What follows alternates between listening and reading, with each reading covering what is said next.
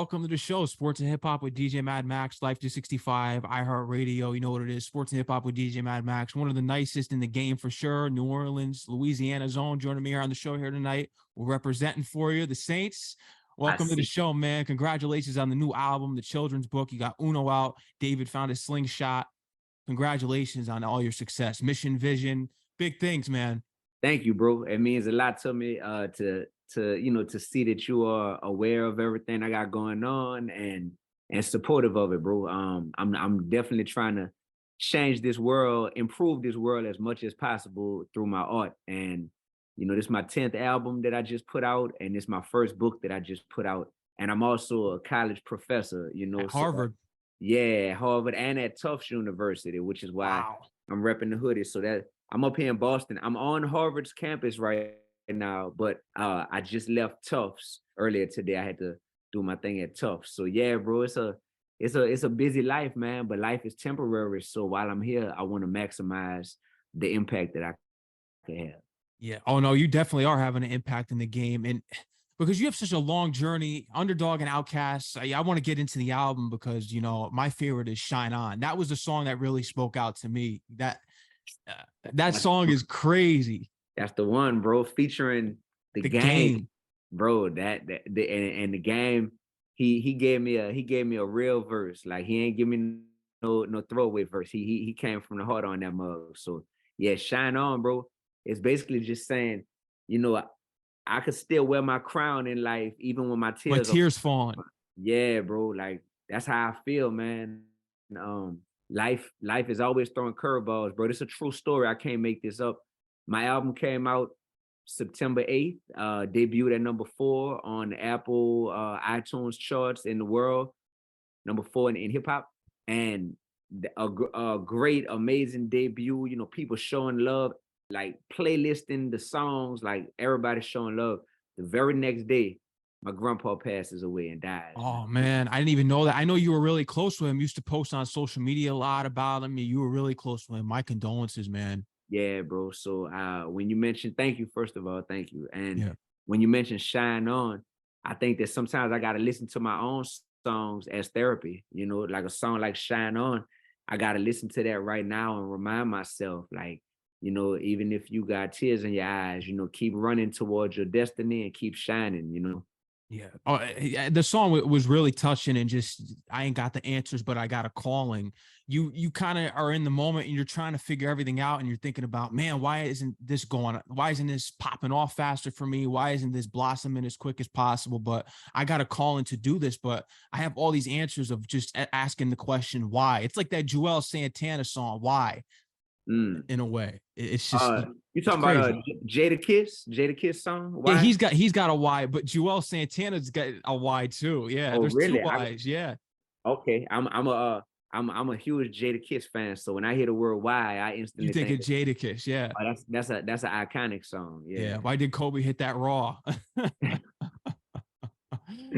Right. Hey, and I like how he came back and said, gotta tell them that it's the flow, son. And you know why they made the new 20s? Because I got all the old ones. I'm like, yeah, I feel that.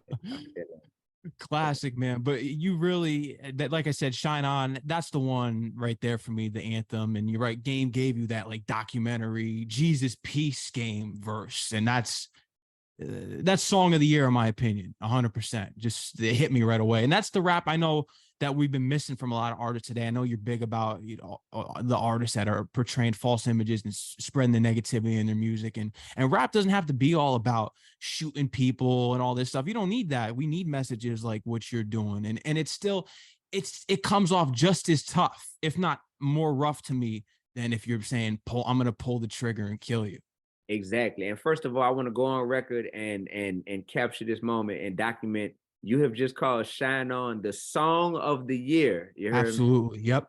Yeah. We boom. Boom. You heard me? That's powerful, but that means a lot. And vulnerability and authenticity is always more gangster than just some dude that's faking and talking about what he'll do you and how he'll shoot you and how he'll take your girl. Man, you be vulnerable and you be authentic. That's always gonna be more gangster than this fake idea of what's real and what's street and all that stuff in hip hop, man. it's so much cap in rap nowadays that I don't even wear caps no more because there's so much cap in rap nowadays. I just wear bandanas. Straight up. I used to wear caps all the time, but everybody be capping now. So I'm like, give me the bandanas, man. You hear me? Exactly, and that's probably the Pac in the pick, because you said it in the song, Pac and Nipsey in your chest. You can, the spirits in your chest, you can feel them. So that's the Pac that's been an inspiration to you as well, and it's something that was touching on the song for Shine On as well. We're getting real deep into the Shine On. It is my favorite record, like I said, record of the year. DMX, you cried when you heard that he died. I did. That was my favorite personality in hip hop, in addition to being one of my favorite rappers growing up. But just his personality, his passion, his authenticity always just stood out to me, to where I was like, man, even if you're not perfect, if you can be honest about it, and if you can be forthcoming about your struggles as well as your triumphs, you know, your trials and your triumphs, that's always gonna resonate with me, even as a little boy growing up. So I felt like DMX was a brother, a spiritual brother. And when I met him for the first time in New Orleans, backstage at a concert that he had, I got to tell him that.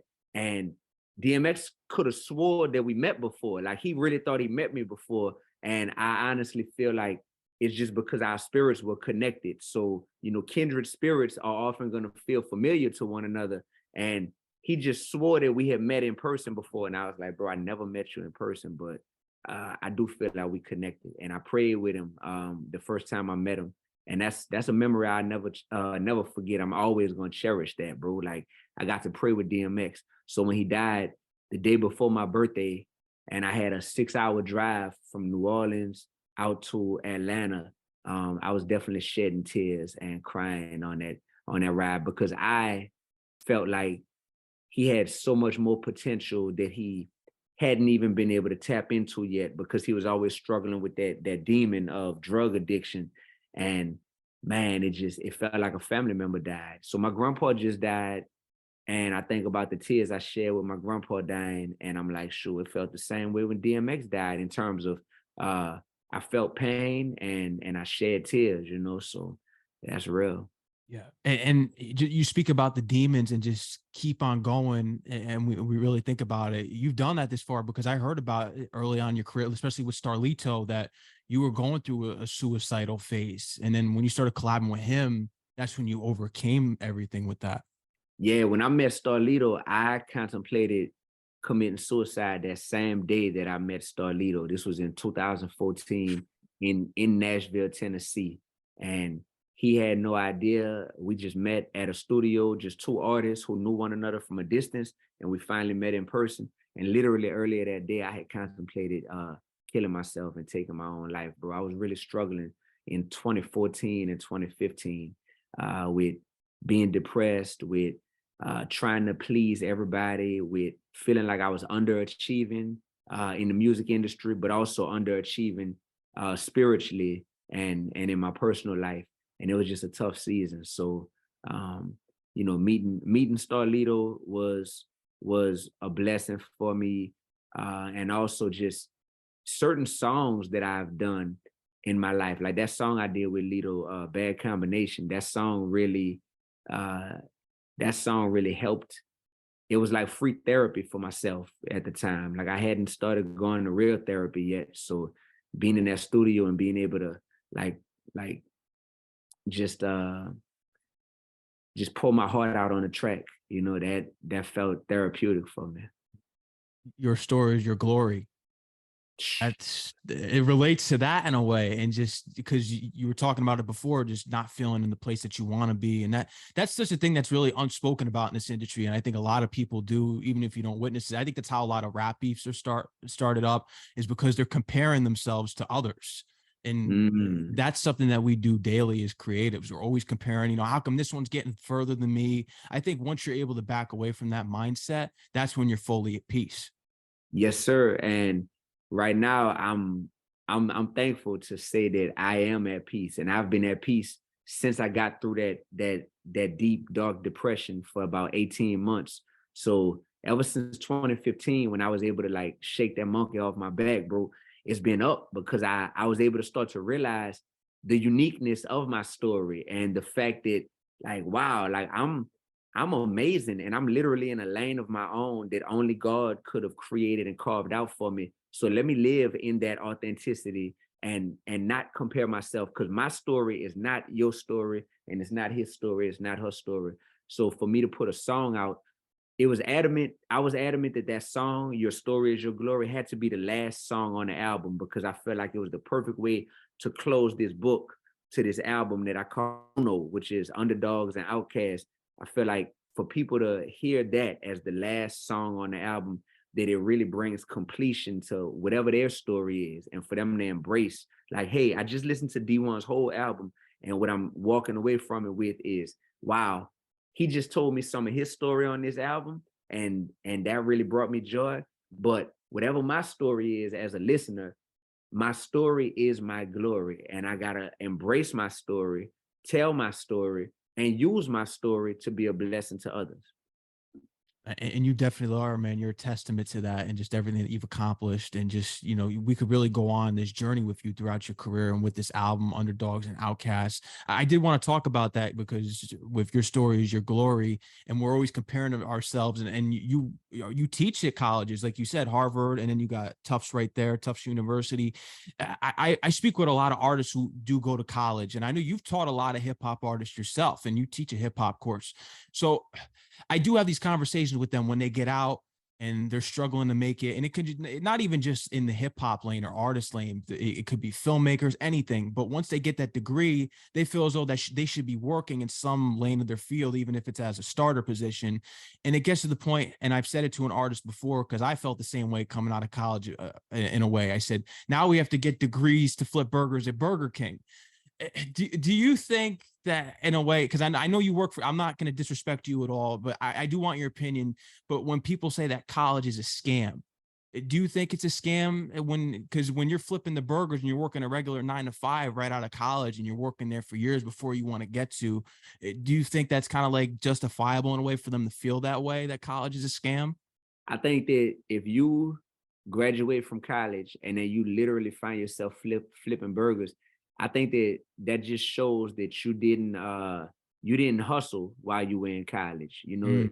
you just thought that literally just this piece of paper, this degree was gonna open all these doors. And if I ever, like, it's not like an automatic key card, at a hotel or at a room, to where you scan that degree and all these doors open for you. It's like, no, bro, you have that degree and you utilize that, but you gotta physically open these doors yourself. So you gotta network. You didn't network when you were in college at all if you find yourself flipping burgers after you graduated. So that's what I would say. The victim mentality is something that paralyzes and stunts our growth as people. So I think about that, and I speak about that often in my community, in the Black community, because we were enslaved, so we could we could hold on to the fact that we are victims of slavery forever, and we are always going to be victims of slavery. But we also have to turn that corner and say, I'm going to use that. I'm going to use the fact that I'm an underdog in this country, and I'm going to use that to be part of the chip on my shoulder. I'm going to manage that chip properly, and I'm going to make sure that I use that. I'm going to use that setback to be setting me up for being able to strive to heights that I could have never imagined. That's what I teach people to do. So same thing with college. It's like, man, you better utilize the fact that you going to college now, or that you went to college and you actually graduated, because a lot of people drop out. You better utilize that to your advantage and allow that to open certain doors for you. So people who just think that they don't have to do anything, man, they got another thing coming, bro. Like Yeah.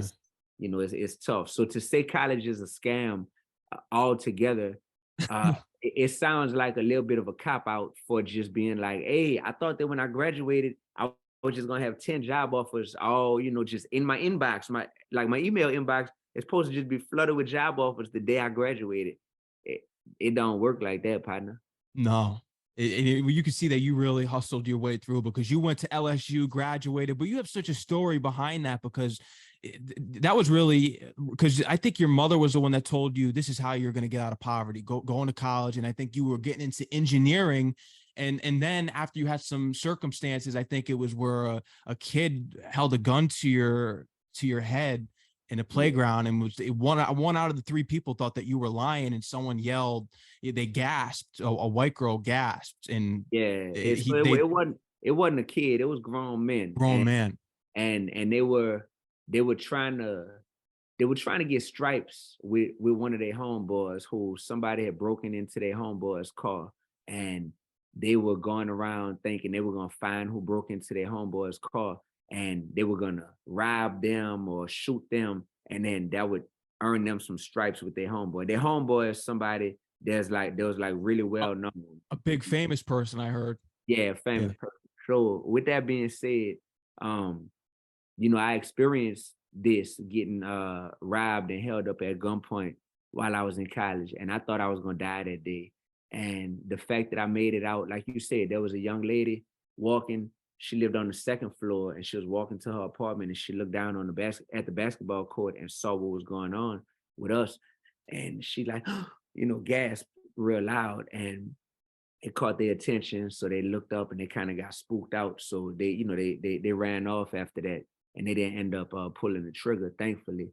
And because of that, it did make me look at life a lot differently, because I was like, yo, I don't know if I'm gonna live to be 100 years old. I don't know what's gonna happen tomorrow. Like, I really don't know. I didn't know that while I was playing basketball, three dudes would run up on the basketball court, pull a gun out, and all this would transpire. So the I don't know factor about life is what made me say, man, what I do know is what I can control while I'm down here is going to be that I want to make impact, real tangible impact in this world. So how am I going to make that impact on people's lives? And for me, it was to become a teacher. So that's what I did when I first graduated. I became a teacher, because every day in that classroom, I was able to make real impact on the lives of those students. And then after being a teacher, that real impact came by being a rapper. And you could be a rapper and make negative impact, or you could make positive, progressive impact, and I just knew that the type of impact that I made was going to be one where I put impact over income, you know what I mean? And I was like, if I approach this rap game like, yo, I want to like, I might not have the most fans, but the people who rock with me, they're going to be like, man, Dee-1's music, bro, that music has literally helped me level up, and that music has helped me stay alive and thrive, not just survive. And I was like, that'd be dope if I could be that guy. And here we are, years later. I'm still on that same mission, and I have surpassed every goal that I set for myself in the rap game, like surpassed it numbers wise, accomplishment wise, but even impact wise. The type of impact I'm able to make now, bro, the music is the catalyst. The music is what got people like you, like, yo, Dee-1 got the new album Uno.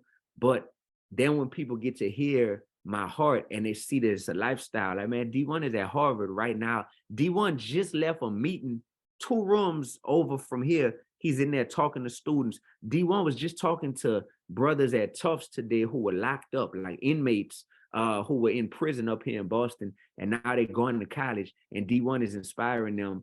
Like, oh, he do all this in addition to making dope music.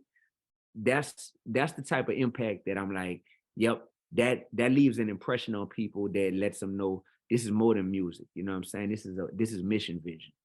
Oh, it is. And with Mission Vision, because I want to get into it, because I heard you turning the deals down with Cash Money, and the stories of Slim flying you out to Miami and telling you he loved your authenticity, and the whole J50 and Wheezy thing, and you being on Wayne's tour bus. But it was because he had 2 tour buses, but you were on the one with Gutta Gutta and Mac Main. It's Right. just a crazy ride that you've been on throughout your whole life. And speaking of, with David Found His Slingshot, going back to school, because Audubon Monastery, this is where you attended. Mandatory, yeah. Yeah, with the children's book and just your personal experience of bullying, do you feel as though you in order for you to make this book, do you feel as though you still have like PTSD? Because obviously it has some sort of effect, because I'm someone that was bullied when I was younger, and I think I have PTSD from it, to be honest with you still.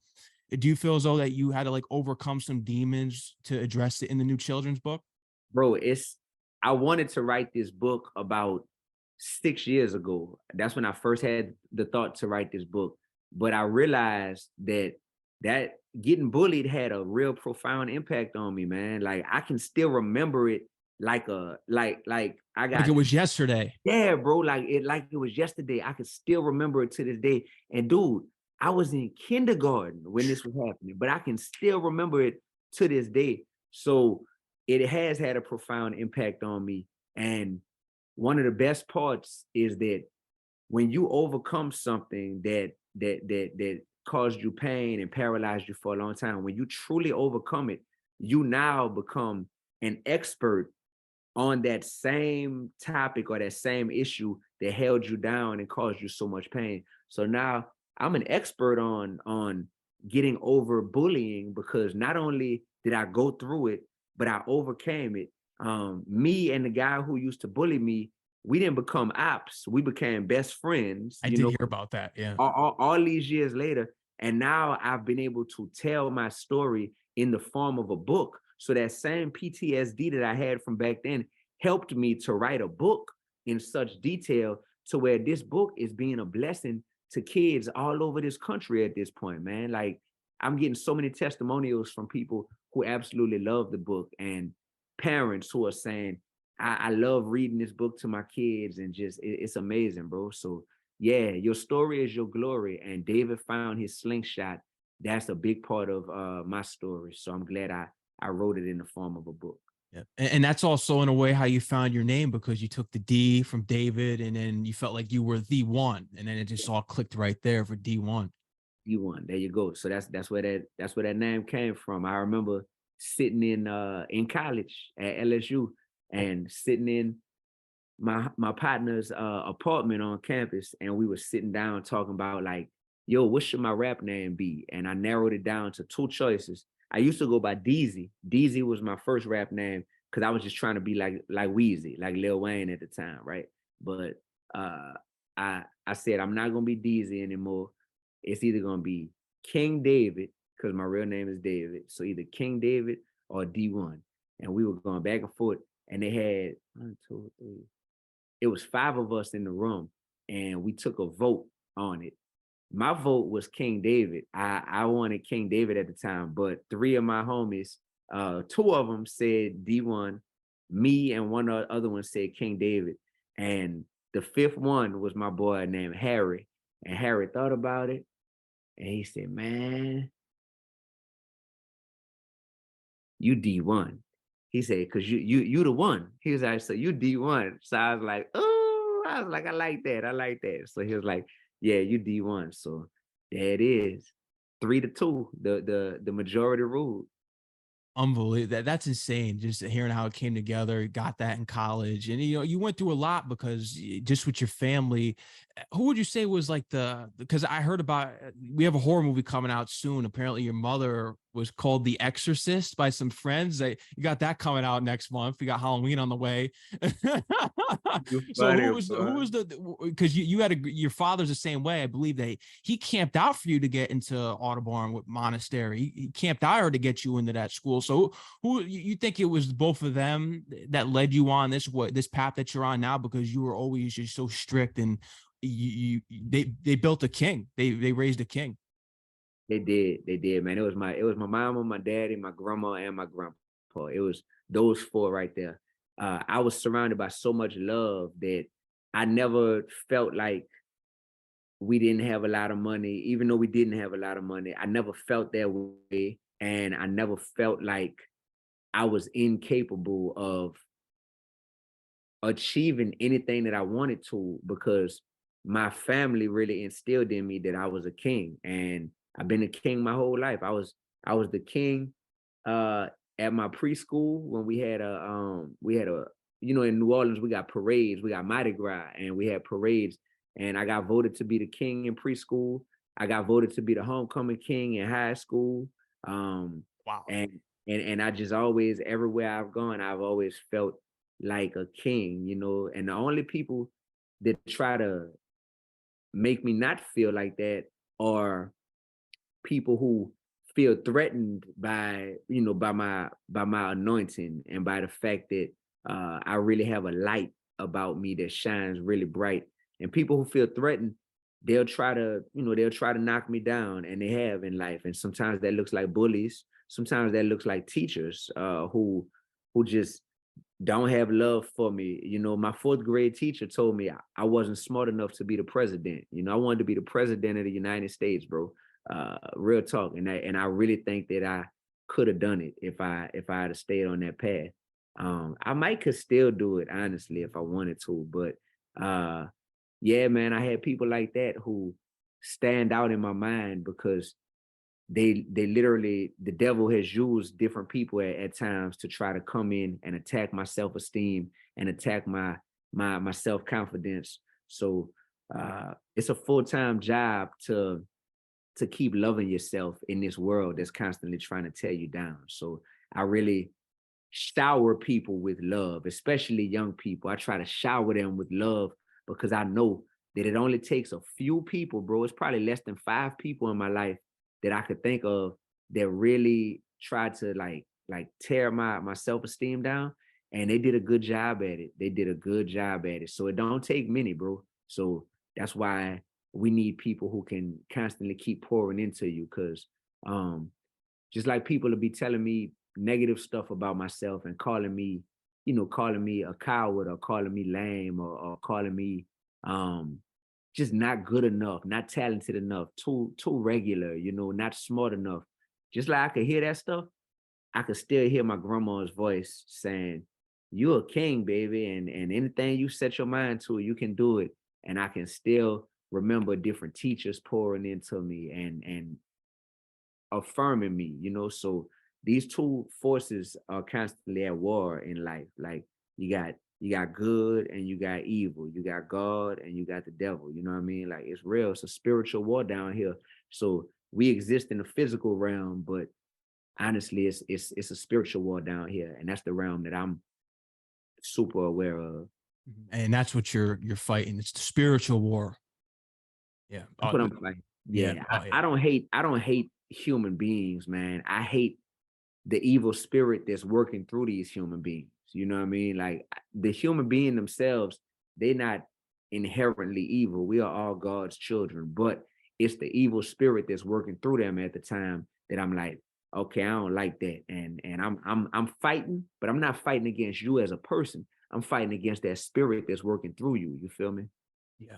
No, I could tell that you really, because in my own way, just to add some input on what I go through, especially with dealing with people. There's a lot of people I've helped out, and they just have turned their backs on me for no reason. Artists that, I've really helped out with their records and being on the show and stuff, but they'll turn on you for no reason, and it's like where they always hide in this hidden envy. So it's definitely spiritually, there's something spiritually going on here that's off kilter.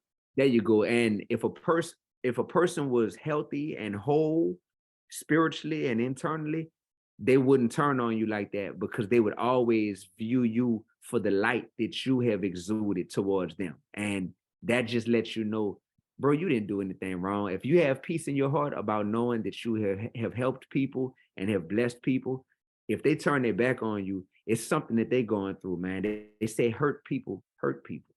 Mm. That's a bar right there. No, that's tough. I've heard that before, but that's a bar right there for sure. I mean, even just what you walking to high school, because it taught you a lot just about life and just like there's more than the hood, because $1 million homes that you were just walking past on your way to school. And that's what made you think like, yeah, there's something bigger here than just being back in the hood. Yeah, I had the best of both worlds. I grew up in the hood, but then every day, this was elementary and middle school when I was going to Audubon, Montessori. I would have to get off the streetcar in New Orleans and walk about 6 blocks to school. And on that 6 block walk, bro, we were walking past multi-million-dollar houses on St. Charles Avenue in New Orleans and on Broadway Avenue. And this is what real monetary wealth looks like. So I'm seeing this every day, and I'm going to school with some students whose parents are this wealthy. Like they live in some of these houses. But when I'm in school, I'm like, man, I'm smarter than these people. You know what I'm saying? Like I'm making better grades than these people. So it's letting me know that your financial situation doesn't have to determine your mental and your intellectual capacity and ability. You know, there's no limit and no cap and no ceiling on what I can achieve mentally and intellectually because just because of my financial state. So that was great, bro. I learned that by the time I was in middle school. Like to be a middle schooler and to know that and embrace that, that really empowered me, man, moving forward in life. And it's helped me to relate to everybody. Like I got a worldview that's crazy because I could relate from being in the hood and I could relate from being at Harvard, you know. So from the hood to Harvard, like D1 and lived a heck of a life. You feel me? Oh, you definitely did, man. And you're someone that could just blend in with two different crowds. And I did want to talk to you about this because you did lose one of your close friends by the age of 25. And then the other one was ended up serving like a 20-year sentence, I heard. What is it about the year 25? Because, I'll speak from my experiences just like with bullying and everything, because I grew up in a Black neighborhood. People always would be like, oh, you're from the hood. And that's where my bullying came from when I went to high school, because I went to this Catholic school with all white kids, and they used to call me Wigger and all this crazy stuff. Eh, That was what I went through as far as my bullying. But when I had the chance to interview G Herbo, he named his album 25, and that was based off of him. We don't usually survive till we're 25. What is it about the year significance, the life expectancy, that it stops at 25? I have no idea. I just been hearing that since I was a little boy, that by the time y'all are 25, one out of every three of y'all is either gonna be dead or in jail. And I heard that.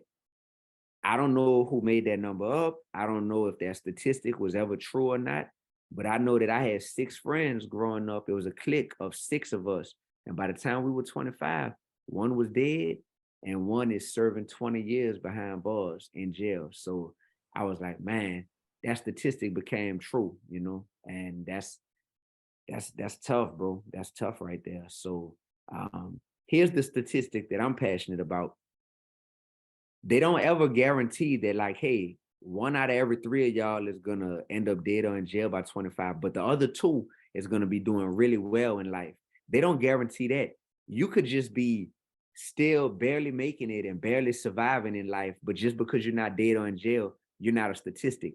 But I'm passionate about people not just surviving, but people thriving in life. So those other two people who, well, the thing about statistics is they don't, man, this is a revelation I'm having right now.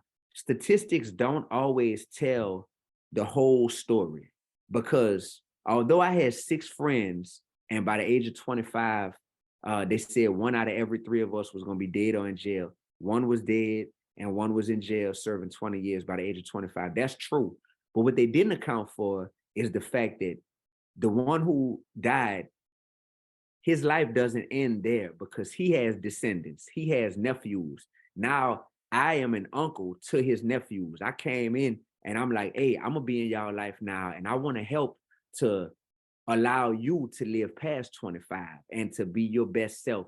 The statistic doesn't account for the fact that although he may be in the graveyard, his life is not fully done yet because there's a continuance of his descendants. My boy that's in jail right now, they don't account for the fact that while he's in jail, he can still be bettering himself spiritually and mentally and be doing so much to be a blessing to the other people that are in jail.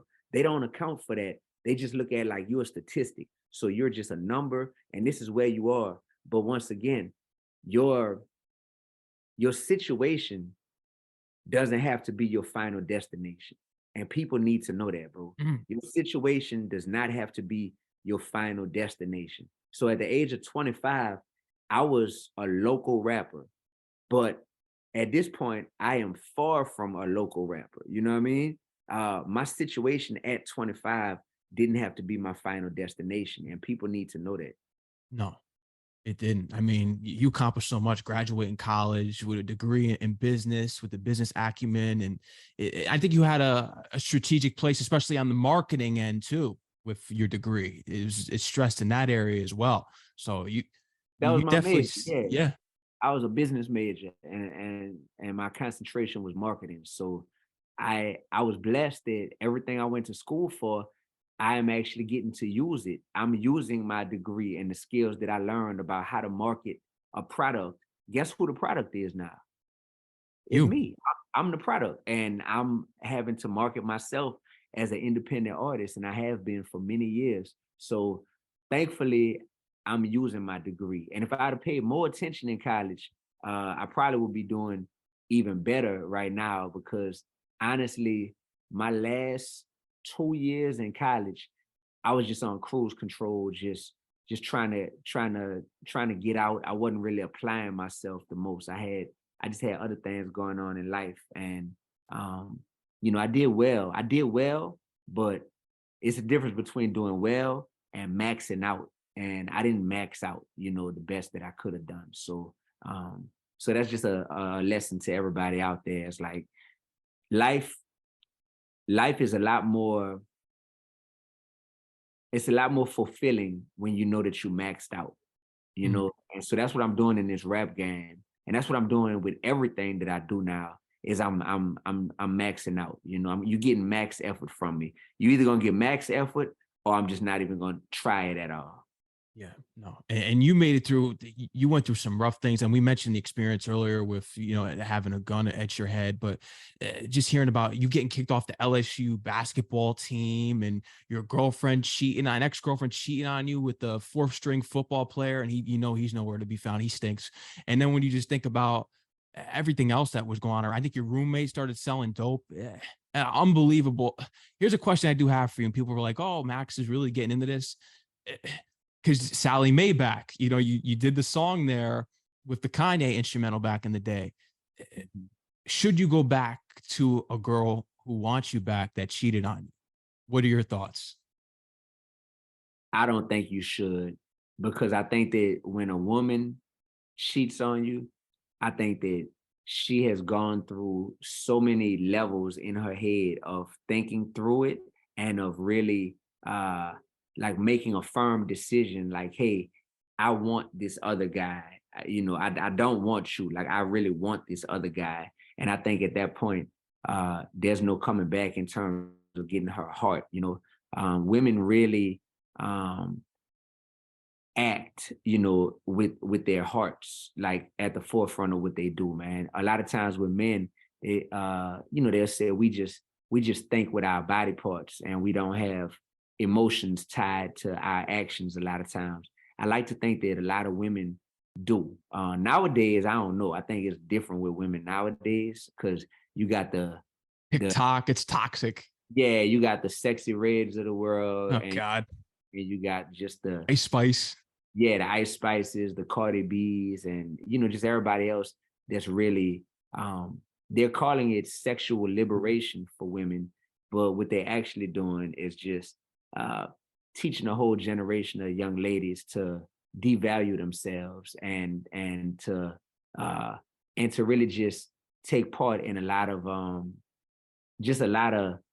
activity that is gonna that's gonna harm them in the long run. Like you're gonna have a lot of emotionally broken women and confused women out here who are just doing what they thought their favorite rapper, taught them to do so that they could be powerful. But all these women who talking this talk behind the scenes, they want to be happy with one dude. Cardi B is a married woman, y'all. Don't get it twisted. So don't listen to what she's telling y'all. Meg the Stallion, I don't know if she's still with her dude, but for the past few years, she been wifed up with one dude. You know what I mean? So you listen to Beyonce. Beyonce has been married for buku years at this point, and it's like so all that independent women talk and all of that, to the left, uh, that's cap. That's Yeah, because I know people always categorize you as this Christian rapper. And when you listen to your music, you're just someone that just raps about what's real. You just basically call something how it is and you rap about your life. Yeah, bro. I think if people who listen to my music, I think they'll form their own opinion of what I do. And if they can even put it in a box, they'll form their own opinion. Usually the people who are just quick to want to like label what I do, and they'll say, okay, well, he talk about God and he's not shy about that. Um, we just gonna label him as a Christian rapper. 9 out of 10 of those people haven't really listened to my music and don't know too much of my music. They just heard a song or two and they just wanted to hurry up and be able to put me in a category or a box. So I don't really care what people call me because I know that, bro, I'm so unique. I know that I'm so unique, bro, that I smile, and thinking about it. And my uniqueness and my authenticity is what's gonna continue to open unique doors for me. And that's the thing. They hated, like what Davey says, they hated Jesus, they hated Malcolm, they hated Martin. Do you feel as though when you came out with the 50J and Wheezy, with you weren't dissing them, you were just keeping it real on just how you felt and what really was going on? Do you feel as though that made it difficult for you in the industry and getting further along, especially because they're just being blackballed and blackballed by association? Do you feel as though there was something going on there at times with that? Um, I would say, do I think that my bad, I was writing something. Do I It's you all asked, good. do I think that I got blackballed? By like association, not like 100%ly, because I know you're cool with a lot of artists. You've done a lot with the artists in this industry. I mean, we can go over countless. I know you're cool. Loopy Fiasco, stuff, Manny Fresh, Fat Joe. Let's go Juvenile. Do you feel as though there's been certain times where you felt like we're blackballed by association based off of just how you carry yourself as a real true person and you just speaking on what's real? No, I don't think that I've ever been blackballed in this Wow. industry. I don't. I don't. I think that people gravitate towards me, man, because they feel comfortable It's around me real. because they know that I'm not trying to clout chase just to fit in with any of them. But they also know, like, man, that dude Dee-1, he just wants to see us all be the best version of ourselves. So he doesn't mind holding us accountable for our words and our actions inside of hip hop. But at the end of the day, that's just a dude on a mission from God trying to fulfill his purpose on this earth. And real ones gonna relate to that, man. So even artists who aren't where I'm at spiritually or mentally, they still could relate to me because they could feel that I love them genuinely. If I call an artist out, it's just because I know they could do better than what they're doing, and Mm, they could be a better version of themselves. And that tough love doesn't come across as being a hater or something. no. And you had your time with RCA Records, and I think what really clicked for you was when you were independent and you were getting on these top 20s with MTV Jams, the BET Awards, and all that stuff. You realized that it was your talent. It wasn't because you were signed to a label. It was you. And then that's when Mission Vision started. You created that, sort of pushing your own brand forward. Yeah, exactly. I remember who was it? One of my friends, an artist, called me and was like, "Bro, like, how did how did the label get you on the real?" I was on the real, the Yeah, daytime. you chose them over Wendy Williams. Yeah, and he was like, "How did the label get you on the real, bro?" And I said, "That wasn't the label, man. That was me directly. Like the label had nothing to do with that." They were like, "Well, how'd you get on ESPN?" I was like, "That wasn't the label. That was me directly." They were like, "Well, how'd you get on this tour?" I was like, "That wasn't the label. That was me directly." And after I said that 3 times, that third time was the charm. And I was just like, man, all of these blessings are not coming from the label. If anything, my burdens are coming from the label because the label is telling me, no, we don't like Sally Maybach. We don't want to push that song. That song is not dope. We're not putting that out. Okay. The label is telling me, yo, your album Slingshot David. No, you got to go back in and redo the whole album. We don't like the album. The label is sitting here. Although I'm signed to them, I'm still paying for a lot of expenses out of my pocket. Music videos and things of that nature. And I'm just like, dang, the label is a source of my burdens, but when I go directly to the people and when I keep God first, that's where all my blessings are coming from. So I was like, technically, I could do this without a label. And that's when I had the revelation, is when my homie called me and was asking, how you doing this? How you got on this? How you doing that? And I was like, none of that had to do with the label. You know what I mean? It was all you, and you're someone that just have spoken about it before, just like with all the jewelry. You don't need all that stuff, and you drive the Honda Accord. I heard about that, and you just being real with yourself. And it's sad when you hear like Audrey came out against Diddy recently. I saw that going around on Twitter about their artists. That apparently Diddy's artists are Ubering to make their living now. I've heard that. That's what she said, which is crazy.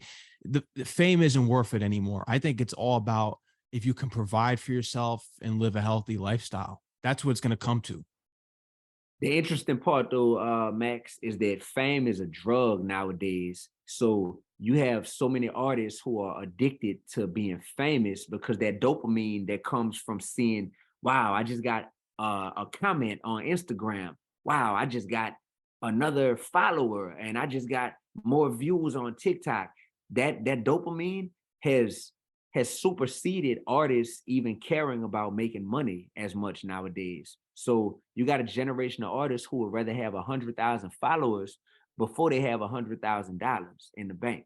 And that's an epidemic and that's scary, you know? So that is scary. Yeah, because you know why it's scary? Because they just want aimless fame. They just want to be famous just to say that they're famous, you know?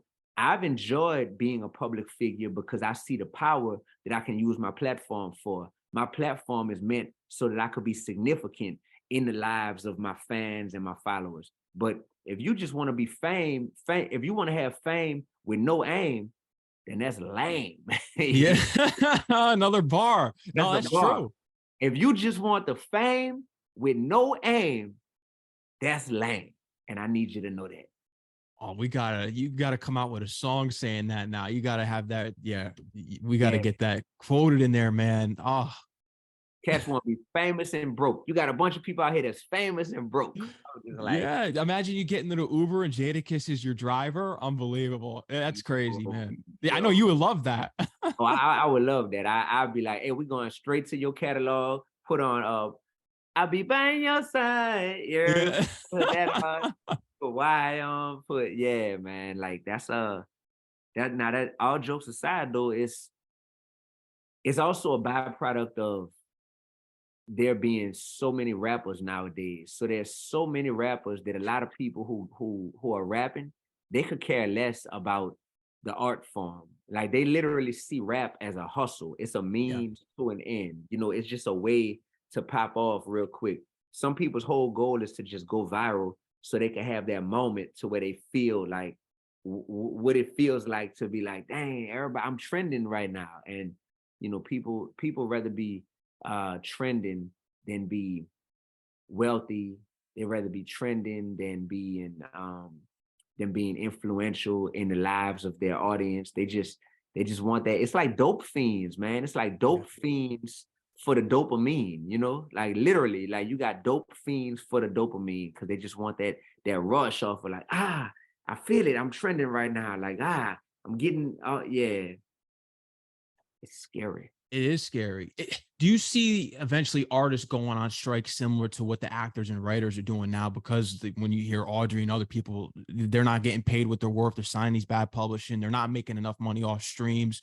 Do you see eventually that artists could strike from their labels? No, I don't think artists will strike from their labels because I don't think artists are unified enough to all have a collective goal in mind that people are willing to really stick to. No, I don't think that way. So as artists, this is a very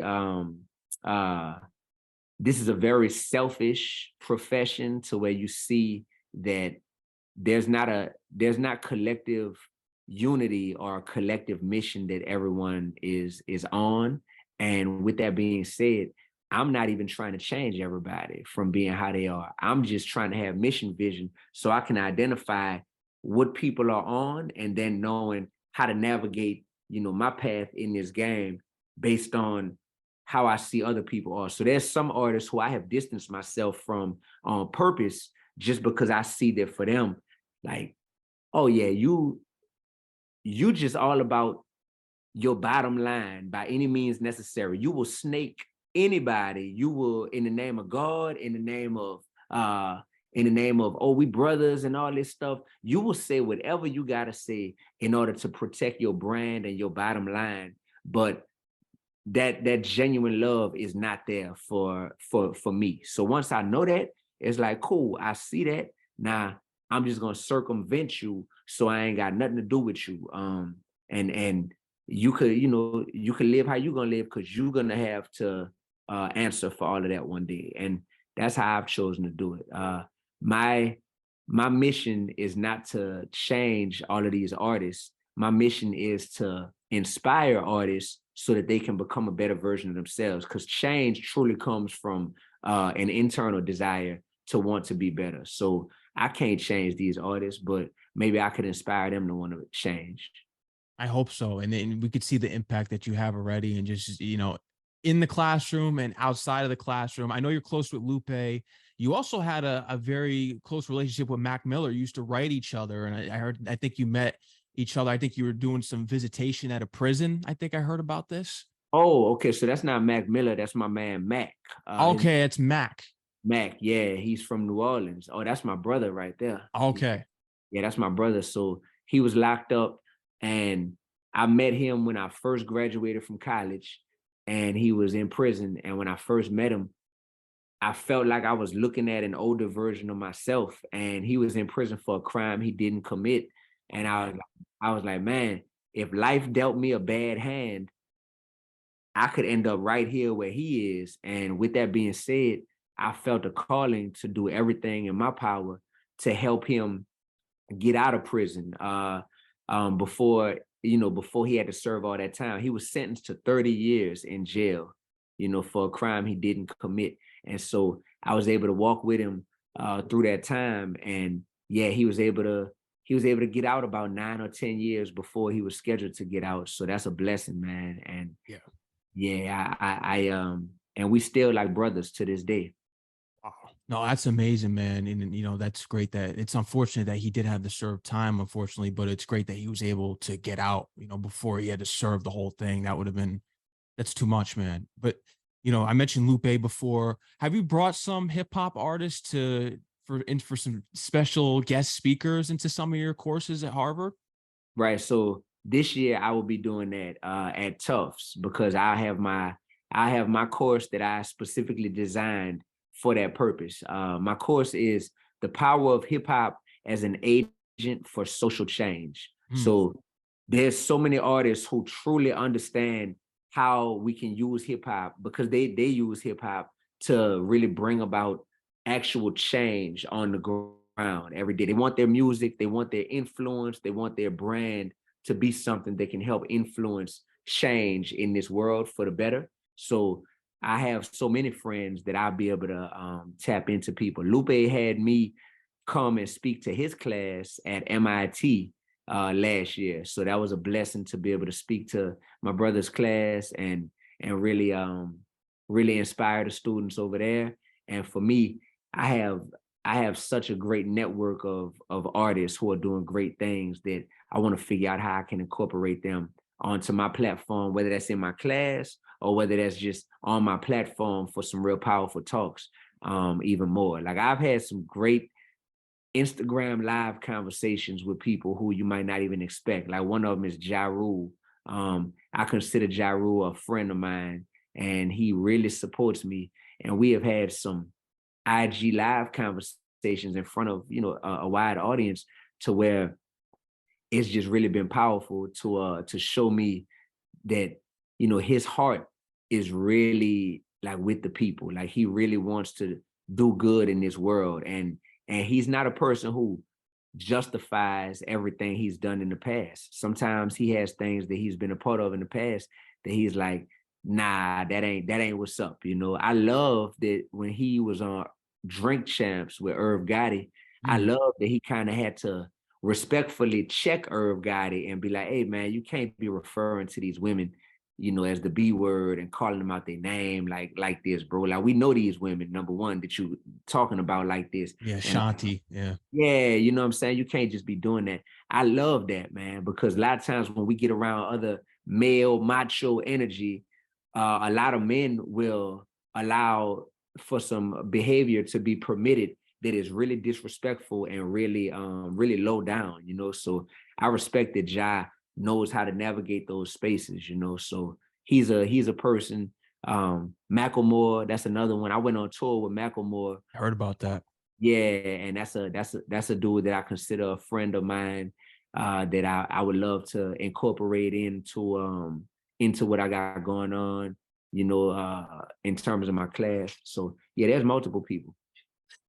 This is going to be big time, man. And just to hear about everything, you know, that you've built within the classroom, and just how you are right now and how you are on performances and in your music, you're that same way in the classroom. The fact that Harvard, because when you think of Harvard, you think Harvard, oh my, you know, it's this prestigious school.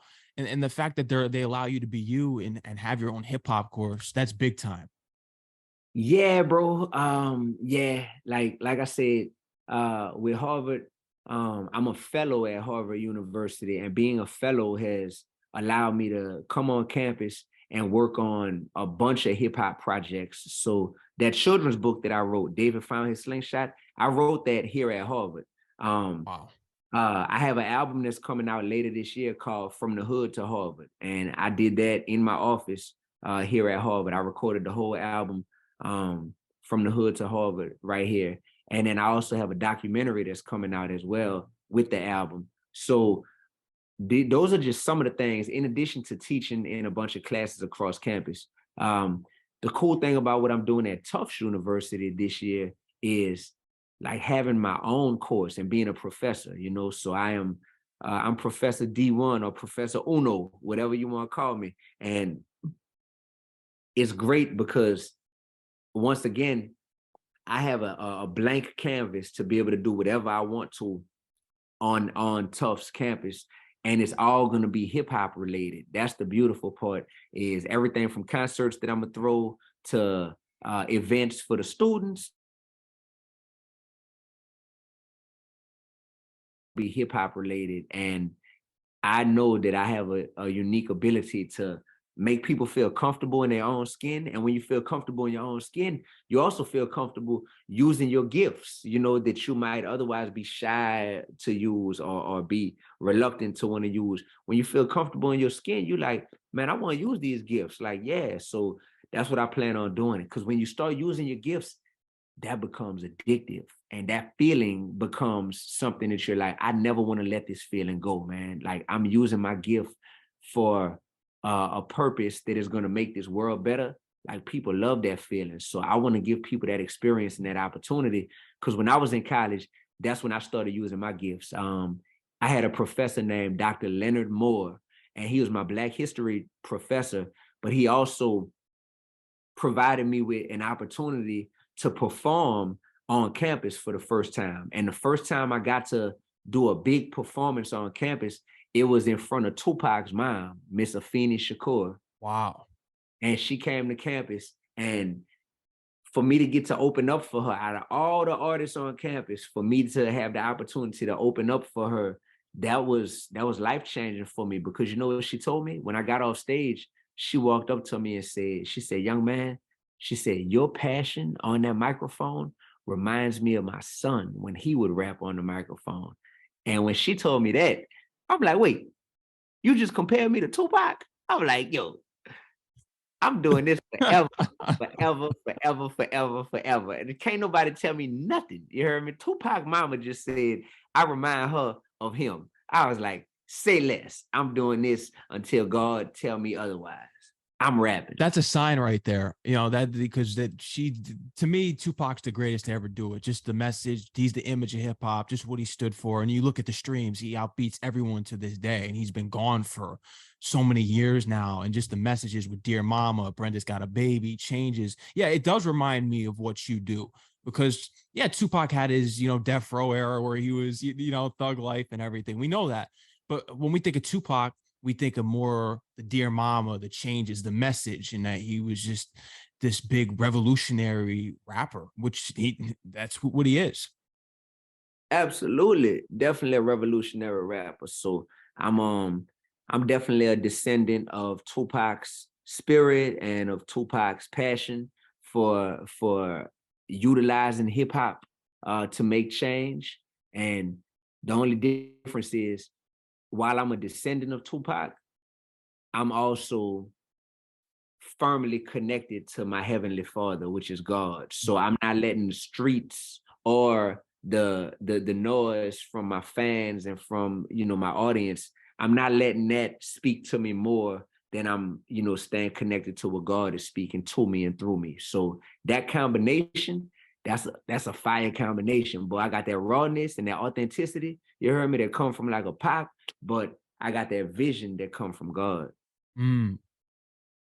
No, that's real. And you could hear it, man, all throughout your music, 100%, just everything that you stand for, born to pay bills. Yeah, you're a testament to that. You don't have to be born to pay bills. You could find your way, and you find your calling. You ain't got the answers, but I got a calling. There you go, bro. There you go. There you go. Yeah, bro. Yeah. Oh man. Right, bro. That's everything you're saying, I agree with it. Yeah. D1, man, I want to thank you for coming on the show here tonight, man. It was an amazing conversation. Thank you for your time and everything that you do for hip hop and just for the community and the world, because you're really making a difference 100%. Is there anything else you would like to add here that we didn't discuss about your life story? Anything else on the way with Mission Vision? I mean, you're a professor here, so you got everything going on with the courses. Anything else, man, that you want to touch on? Man, first of all, I want to applaud you for doing a great interview. I do a lot of interviews and people don't always do their research in a thorough way like what you did. I don't always feel like people are a fan of mine when they're doing the interview. They'll just see that I got a large following, so they'll want to just do an interview with me because I'm popping or whatever. I can tell that you genuinely take an interest in my music and in my mission. So thank you for that. Uh, Outside of that, the new album Uno is out everywhere on all platforms. Everybody need to be streaming that. Everybody need to be not only streaming it, but sharing it. You know what I mean? You got to stream it and then you got to share it with some other people and put them on. This is my 10th album. So this is like a milestone album for me. And if God says the same, I got plenty more albums on the way. But right now, that Uno is all about Uno. And the children's book, David Found His Slingshot, is available at my website, my same website where you get my merch and everything at, which is missionvisionlifestyle.com. So make sure everybody knows that I'm 100% independent, even with the book. So go to missionvisionlifestyle.com and you can get my children's book. I guarantee you this book is going to change the way an entire generation views themselves and views their peers and loves one another. So tap into my children's book.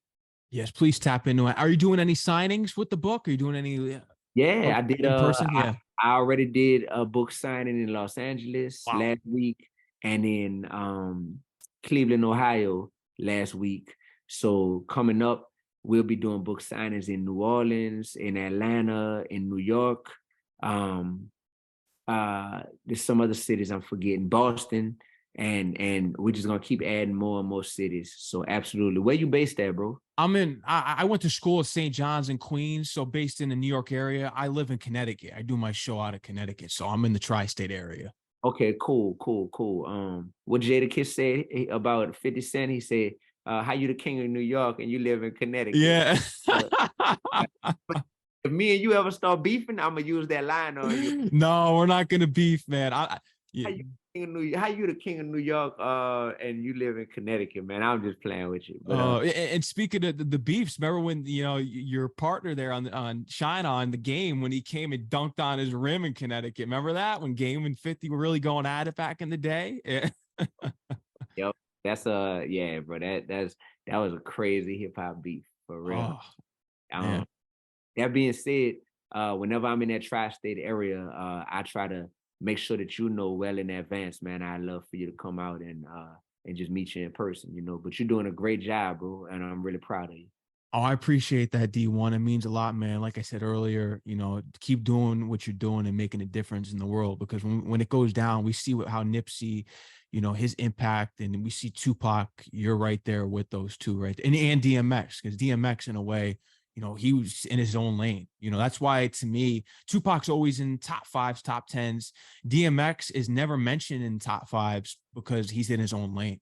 There you go. Wow, bro, that is profound, bro. And I think that's applicable to me is that Yeah. being in your own lane makes it hard to compare you to other people. So therefore, when they're talking about the top fives and the top tens, it's almost like, yeah, like you don't even seem like you're in direct competition with those people on that list because you're in your own lane. And I like it like that, you know. That mean I'm always number one in my own category. Uno. Oh no, Uno, it's number one right there. uh, underdogs and outcasts. yep. You already know, man. And let them know where they can follow you on Instagram, Twitter. Let's get them all plugged in here for the socials and all that. Media, yeah, my Instagram, my Twitter, my YouTube, my TikTok, all of it is Dee-1 Music. Dee-1 D Music. E the number one music on all those platforms, man. So tap in with your boy. You already know. Appreciate you, man. It means a lot. And, whenever you're in the tri-state, man, I'll come out to support you, whether you got performances going on. I'd love to see you perform in person because I still support artists that are authentic. I'm always looking for, who's the true MCs that are still out here right now. And, we brought up another one, KRS-One. He's another one that people don't bring up. He's the teacher. Yes, exactly. I think he's just in his own category, but he's Yeah. one of them ones, bro. He's one of them ones. Yep. He's one of them ones, man. Keep going, man. We need more lyricists out here like you doing their thing. And they're out here. We just need to discover more. But you've made such a name for yourself and the impact is there, man. Thank you again for all that you do. Thank you, sir. I appreciate you. Dee-1, take care. Stay safe. We'll All right, meet bro. again soon. One love. Peace. Peace, man.